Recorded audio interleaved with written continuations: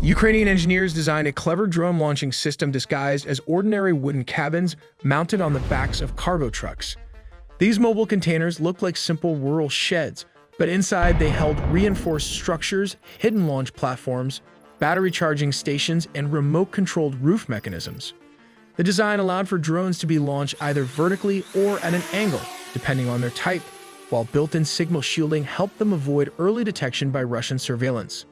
Once these mobile silos were ready, Ukrainian intelligence operatives, possibly with help from local sympathizers, moved them deep into Russian territory. The trucks were quietly driven to pre-selected sites near key airbases, parked in places like forests, farms, or industrial areas where they blended into the landscape. They remained dormant for days or even weeks, with drones preloaded, charged, and waiting for the command to strike. When the time came, encrypted activation signals were sent remotely.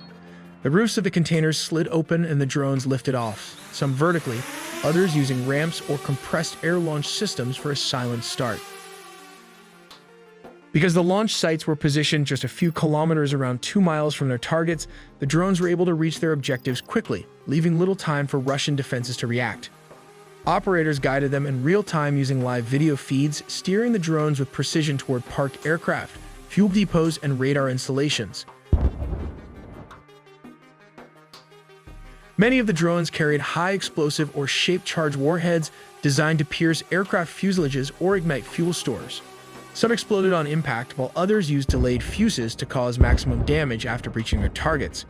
The operation was more than just a tactical win. It highlighted the growing sophistication of drone warfare and Ukraine's ability to strike deep inside Russian territory. In total, 117 drones were launched in a highly coordinated attack that hit at least 5 major airbases.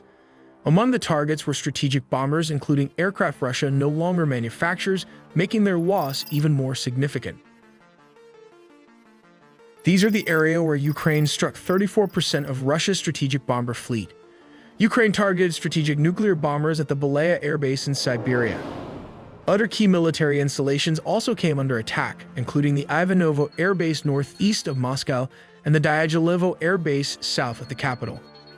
A massive explosion rocked the Arctic city of Severomorsk, home to Russia's largest fleet of nuclear submarines. Ukraine also struck the Olenia Guba naval base in the Murmansk region. Reaching as far as Siberia, the operation inflicted serious damage, reportedly destroying or disabling a significant portion of Russia's strategic bomber fleet. The strike marked a turning point, not only in the conflict itself, but in the evolution of drone warfare on the modern battlefield.